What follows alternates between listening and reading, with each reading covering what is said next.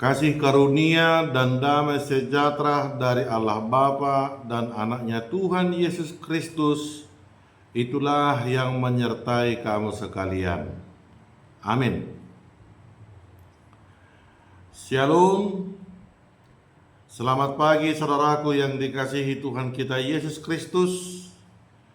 Sebelum kita memulai aktivitas kita hari ini, marilah kita mendengar sapaan Tuhan untuk kita melalui firman-Nya pada hari Senin tanggal 24 Juni 2024 yang tertulis dalam Filipi 2 ayat 5, dikatakan demikian.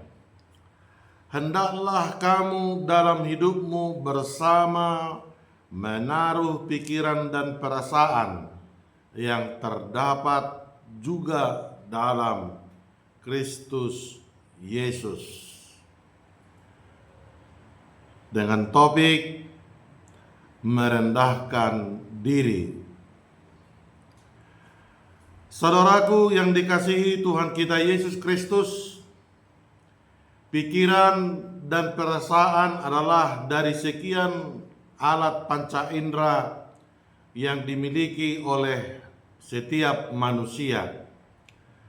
Dan setiap pikiran orang dan perasaan memiliki ciri khas tertentu dan satu dengan yang lain yang memiliki ada perbedaan. Atas perbedaan tersebut bisa menjadi alat pemecah, bukan pemersatu. Sementara dalam hidup persekutuan di tengah jemaat, butuh kesatuan hati, pikiran, dan seperti hanya dengan menyatukan pikiran dan perasaan tanpa ikut alat panca indera lainnya, seperti mata, telinga, dan lain-lain, sudah bisa terwujud kesatuan. Dengan demikian, terjadilah persekutuan yang indah, di mana ada satu kasih, satu jiwa, satu tujuan, dan inilah seperti yang diharapkan untuk hidup dalam kesatuan. Pekerjaan untuk memelihara kesatuan memang sangat sulit dalam hidup persekutuan di jemaat atau di kumpulan atau di organisasi lainnya, karena setiap manusia memiliki kepentingan yang berbeda, dan kepentingan itulah yang membuat rentan dalam perpecahan. Dan harus kita akui bahwa egois itu kadang sangat mendominasi dalam setiap diri manusia. Dalam nas renungan ini, Paulus melihat adanya ancaman internal yang berpotensi mengonyak kesatuan jemaat Filipi, yaitu setiap yang mementingkan diri sendiri sehingga menganggap orang lain tidak penting. Sikap ini merupakan wujud kesombongan karena menganggap diri lebih baik dan lebih hebat daripada orang lain.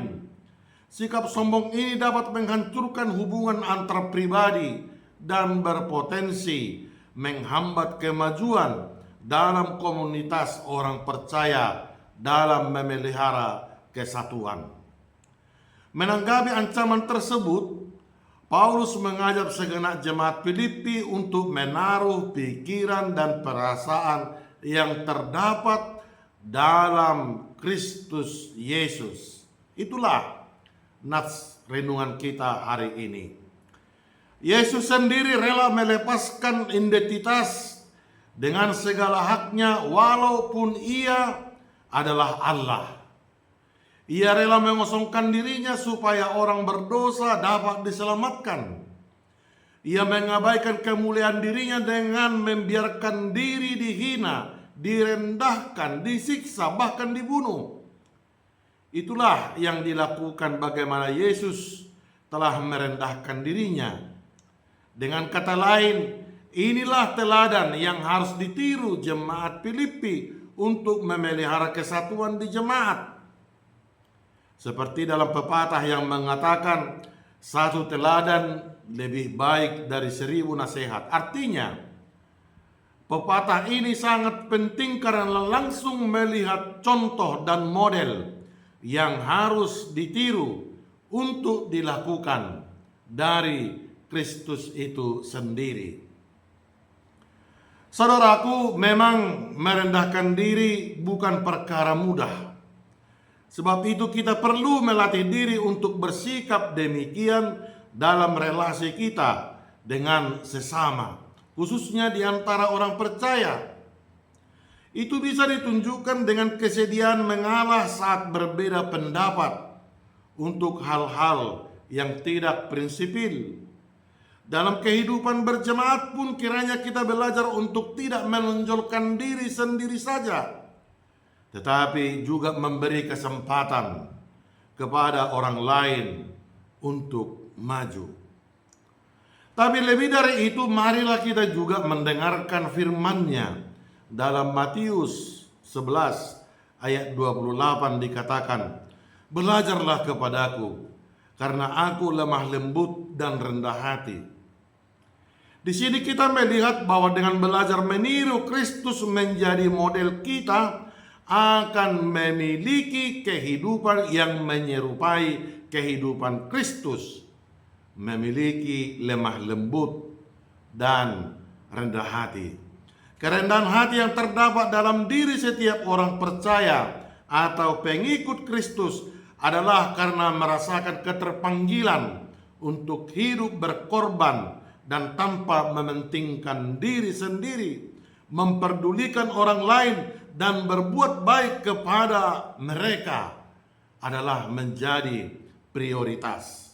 Sehingga di dalam Kristus, egoisme, individualisme tidak mendapat tempat. Kristus berkuasa mengubah kita yang beriman kepadanya untuk menolak kepentingan diri sendiri demi untuk menyukakan hati Allah. Mari saudaraku, menaruh pikiran dan perasaan yang terdapat dalam Kristus Yesus. Demikianlah sapaan firman Tuhan untuk kita. Tuhan menyertai dalam aktivitas kita hari ini. Tuhan memberkati. Amin.